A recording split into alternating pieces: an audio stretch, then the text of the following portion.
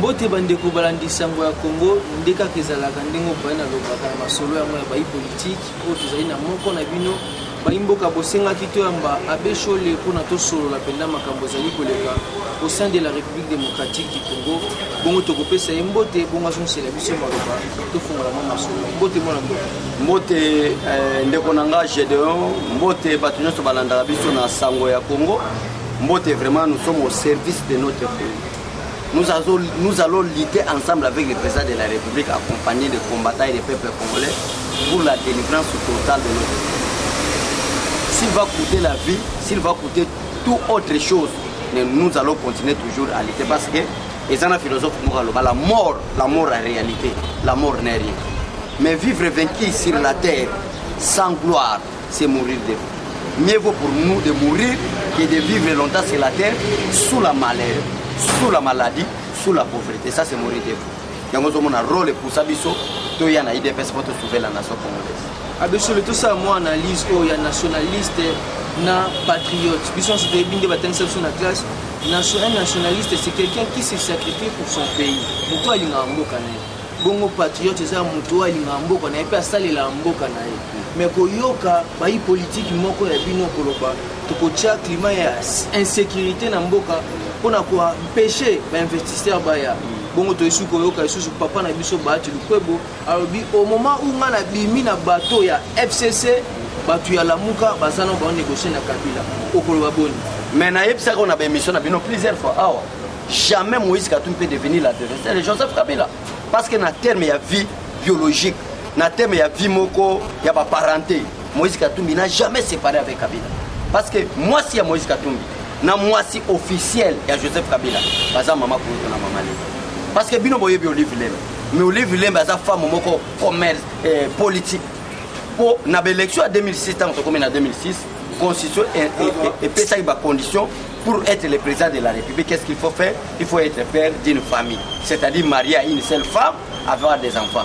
Parce que même la parole de Dieu dit clairement et que Moutou est incapable de gérer la famille, est aussi incapable de gérer Mboka. Il n'y a pas jamais Mboka na célibataire. Qu'est-ce qu'il faut faire? Il faut baliser Kabila. Le Kabila est un sujet rwandais. Il faut chercher une femme congolaise. Or, Marie-Olive Lembe, apparemment, a fait ça comme si elle était congolaise. Aux journalistes, messieurs, tant qu'on a la banquette, une vraie banquette, au moni, et une généalogie, il y a Olive Lembe qui a Zamutaba Congo, mais c'est Yara Okatangamu. Azana généalogie.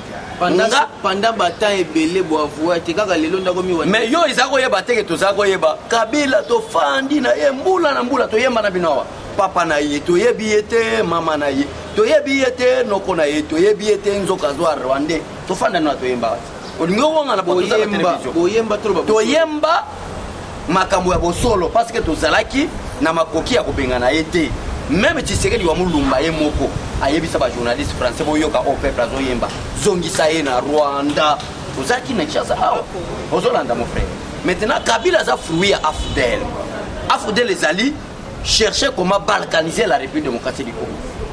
Maintenant il faut qu'on look parce que ezana guerre ba benga rébellion mona mboka zo bundisande kunaye ezana guerre ba benga guerre ya agression ba Rwandais na ba Angolais na ba Ougandais ba lobike no ce qui totie tête Rwandais na kati ya mutu ya Afdel ba loba c'est l'agression. L'agression c'est un état qui attaque un autre état. Ozomona na ba loi internationale est interdit par exemple la France attaque la République démocratique du Congo. Conseil de sécurité des Nations Unies va retenir là. Maintenant ba Rwandais le ba zama mal qu'est-ce qu'il faut faire? Ce truc qui na tête ya pays et va comprendre que Mobutu est à la fin peuple a uni il dépêche na interne azo benganaye va comprendre que Mobutu maintenant est à la fin. Ce truc qui tous Rwandais tout est à la tête. La communauté internationale pour juger la Rwandais que c'est l'agression. Et bah nous commençons à sanction internationale. Qu'est-ce que nous allons faire maintenant? Tout le cas un Congolais, tout tient en place il y a Afdel, na mutu Afdel. Peuple congolais ezaki kombo ya mutu moko me ba bomai na bosani na prochaine émission na koyebisa ye. Mutu wana ezaki radical na bango depuis bazo botela déjà ba province est. Na complicité na ba Laurent Désiré na biso Kabila na biso. Ba ke bomba mutu wana. Lokola Kabila Laurent mutapesa ki kopo wana ya koloba ke ba bomba papa na bosani kombo na ye Kabila de fils ba commission comme président ya Afdel.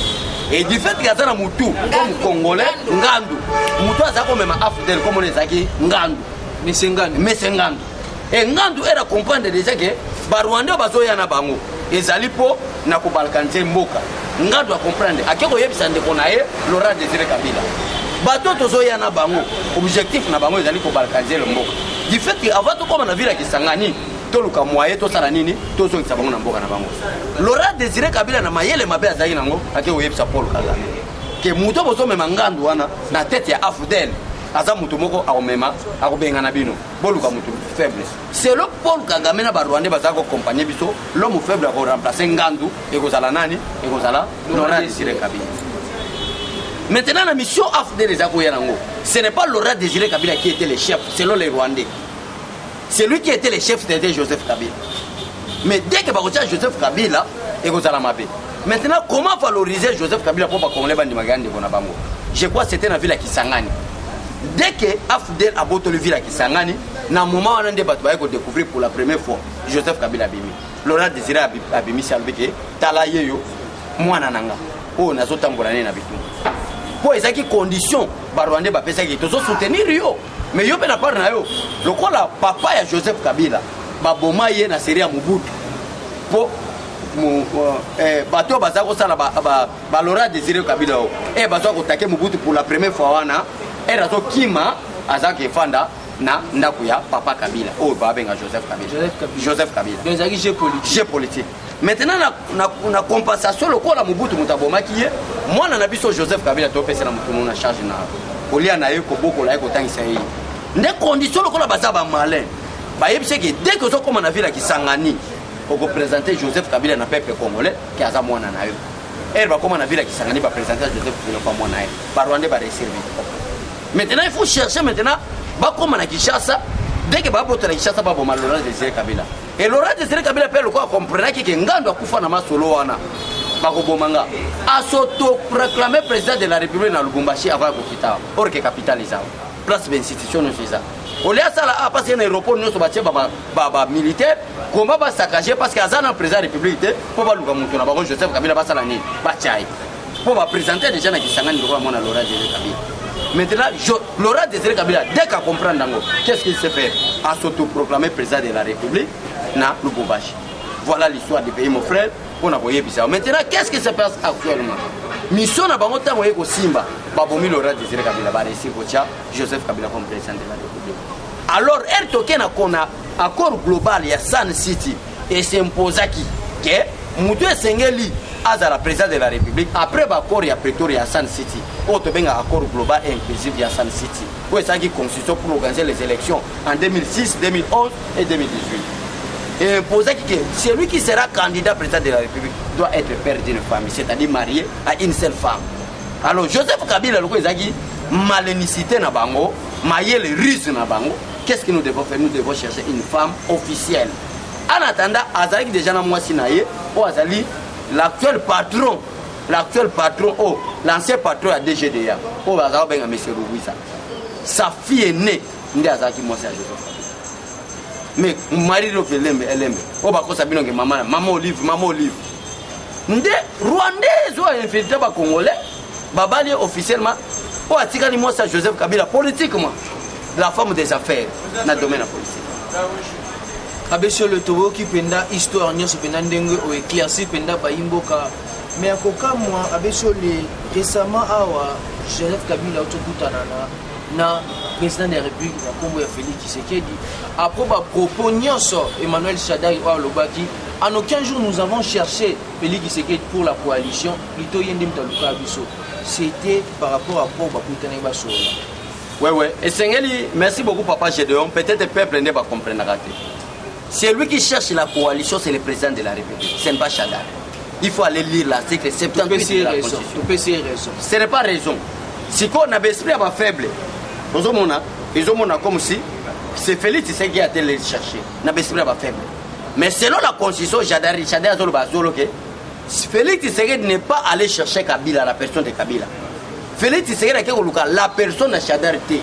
Mais Félix Tshisekedi est en train d'aller chercher une coalition pour identifier la majorité parlementaire. Il faut bien lire la Constitution. Qu'est-ce que dit la Constitution à son article 78? Le président de la République nomme le Premier ministre ainsi que les membres du gouvernement au sein de la majorité parlementaire. Dès que cette majorité n'est pas identifiée, le président de la République va nommer un informateur. Alinéa 3 maintenant. Quel est le rôle d'un informateur? Le rôle d'un informateur est d'aller identifier la majorité parlementaire. C'est clair. C'est clair. Cash, actuellement, dans l'élection il y a 2018, Cash, qui sont 54 députés. Nous sommes minoritaires. Alors il faut chercher la majorité. Maintenant, mais tu as la coalition. Pourquoi pas Nakatio? Pourquoi pas pour ça la coalition? Naba mina bino obo combattre dans l'opposition pour le système échangé. Il y a dictature, pour comme un système où nous avons mis la démocratie. Au lieu de Kenega pour il y a FCC autour de la réalité, le comportement on a en français mon gars ba mikolo zobique qui est aussi pour monter le roi na cohabitation. Oui, merci beaucoup, papa. Rôle, il y a nomination, il y a informateur pour identifier la majorité parlementaire. Mais dès que tu as la majorité, tu as la minorité, tu as 20 députés. Tu as 54. Et comme ça, tu as 74 députés, tu as minoritaire, c'est-à-dire majorité.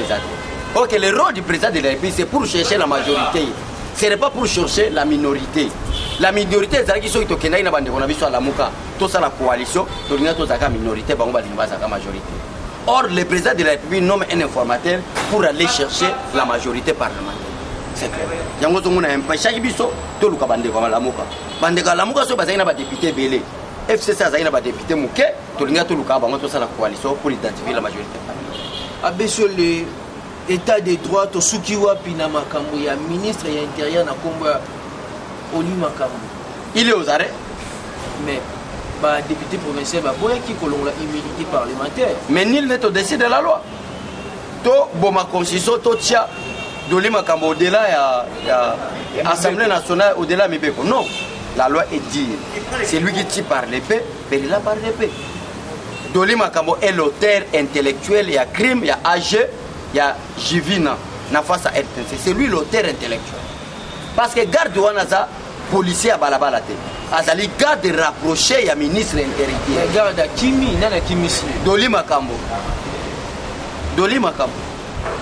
Garde à Kimi. Alors on lui a tenu à la police, va bomber quelque part, na Doli Makambo. Imaginez-vous, c'est lui qui est censé protéger le peuple congolais, le ministre de l'Intérieur. Peut-être le peuple va éviter quel est le rôle des ministres de l'Intérieur au sein du pays. Au sein du ministère de l'Intérieur, il y a des services de sécurité. Il y a des services même armés, tels que la police nationale, tels que des services de sécurité, l'ANR, la DGM. C'est au sein même du ministère de l'Intérieur. Dès que vous définissez quel est le rôle maintenant de la police, c'est de protéger le peuple et leurs biens. Mais ça change au sein du ministère de l'Intérieur. Maintenant, c'est tuer le peuple et leurs biens. Abesole, pour nani tozonyo kolabaimbo katisiko webazo avancer sans budget. Oh, ezali géopolitique non, géopolitique exact et c'est ngeli makambo qui est dans ordre pour être président de la République après ça ordre na premier ministre budget ça crise exact bana bazotanga yo felo zo betanga crise webika makambo zo basolo bengo na kanchate basoda ba kobeta yo kanchate zo koma lokola poto zo ba crise webika makambo zo bengo na pompage ba beto po bata pompage muke ba bimi bata la sota moto Makambo baza omona na tiriki ba comme mona ngokana. Les gens qui na 100 jours. Mais c'est toujours le programme pour faire développer le pays. Abesole le babo solo ba imboka baola. Mais nazo yebisa o crise na mboka ezate. Quand est-ce qu'on peut parler de la crise? Tozozo ngana question na ngana commissionnaire pourquoi na solo ba crise ezali. Président de la République a signé une ordonnance présidentielle pour nommer ba mandataire.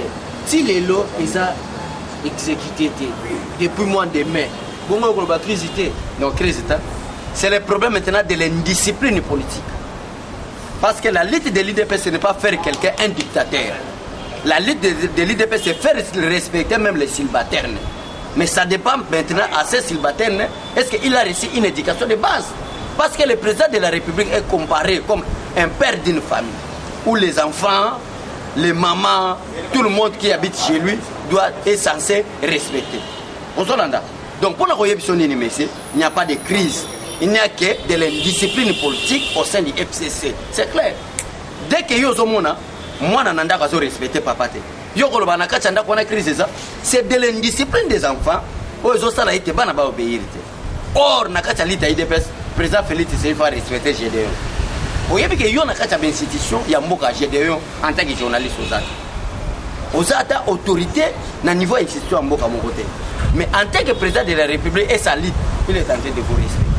Maintenant, suite à vous, en tant que célibataire, vous devez rendre du respect au président de la République. Mais comment vous président? Le peuple d'abord, le peuple gagne toujours. Tokoyeba nani azo mboka, tokoyeba pe nani azo sala ki makambo za lanterner pour peuple à souffrir. Abeshole okolbani na mot de la fin. Mot de la fin nga vraiment na remercier na sango ya Congo. Peuple congolais bo bangate. Boza la calme. Boza la politique ya émotion té. Tshisekedi nous a appris pas la politique de cœur, mais la politique de tête. C'est-à-dire il faut réfléchir beaucoup. Parce que la politique, il y a cœur, et comme une émotion, et comme un souci, et comme un ranking. Or que la politique de tête, on le définit comme étant la politique, c'est une guerre de nerfs. C'est-à-dire qu'il faut bien réfléchir pour faire la politique. Or que, à niveau mon thème, et on a une émotion, un souci, mawa, colère. Nous avons un peuple congolais. Jeannette Kabila, ma présidente de la commission de défense et sécurité à Bimate. C'est lui qui est le commandant suprême des forces armées, c'est le président Félix Tshisekedi. Donc, c'est preuve à l'appui. Minembo Yangon les a récupérés par les FARDC. Ben Yangon a massacré, Beta Manandenga au Saranate. Tozo Boma Bandeko Ruberwa, Balinga Bamema Adef Nalo, Nakacha Kongo, Bandeko Kabila, oui, Toboma Bango, parce que tout le monde a Congolais vivre plus que les Rwandais. Parce que les peuples congolais ont de la valeur plus que les Rwandais. Parce que les Rwandais ont une place à faire. Yango Kabila comme commissaire congolais pour être na Congo. Donc peuple congolais à la calme, on est ensemble derrière le président de la République. Mais à l'IDPS, qu'est-ce que le parti peut faire pour moi? À l'IDPS, qu'est-ce que je dois faire pour mon parti? Merci d'avoir aux États-Unis, nous va soutenir Abesho et Nayokaso. D'ici là, peut-être 2-3 semaines, tous ceux qui n'ont pas de ville, qui n'ont pas Congo, et ça initiative il y a aux États-Unis. Comment on met un changement de mentalité dans des provinces? Nous avons pas aux États-Unis. Du fait que Bologna n'a pas de malam, pour être Congo qui est de Liboso, nous avons pas de merci beaucoup. Rapidement, vous savez que ça va dans la République démocratique du Congo. Tout le monde a été, tout le monde a raté que l'euro nimbo que gosa la mais ba imboka, tout naka et l'euro ninga gosa la pour namboka. Soki nyoka koti naka chandaku, atatu bandeko bunda. Totika bitumba to bengana nyoka. Qui est nyoka wana to mituna la question. Je dirais un grand merci à Wilfried O'Brien, Nim Tazaki, na Sima Caméra, pour permettre à président Chole, Tondo, na moi, na idée pour la politique et sa guerre, ya baner. Tout coup à peine na mikolo et Zalikoya. Bye bye. Eshima, votre magazine qui bat au rythme de l'actualité. Une réponse à vos besoins en information, un éclairage dans divers domaines. Impartial, documenté, instructif. Eshima au cœur de l'info. Retrouvez la nouvelle édition. Exclusivité. Sakombi Molendo, le réformiste qui vient stopper l'hémorragie, suspension des fonctionnaires peu intègre, numérisation des titres fonciers et climat de confiance avec les collaborateurs, le nouveau gestionnaire des terres congolaises fixe les nouvelles règles de jeu. Focus, Lambert Mindi, Omalanga, le souverainisme comme un dogme. Redressement délaissé, Tomaluaka Losenjola, l'homme de la situation. Dossier Eshima, fini les vacances, vive les rentrées. De la politique au judiciaire, en passant par les scolaires, les derniers trimestres de l'année 2019 en RDC est décoiffant. Économie, BCC, un cadre des rétrocommissions et détournements à passer au peine fin. Découverte, Claude Ibalanki et Colomba, les coordonnateurs du MNS au centre de l'action de Félix Tshisekedi dans le Grand Lac. Les dialogues et pourparlers en RDC qu'en tire le peuple. Tubaou, la clé de la mythologie kassaïenne. Retrouvez l'intégralité du magazine Eshima dans les kiosques. Eshima Magazine, un nouveau standard d'information.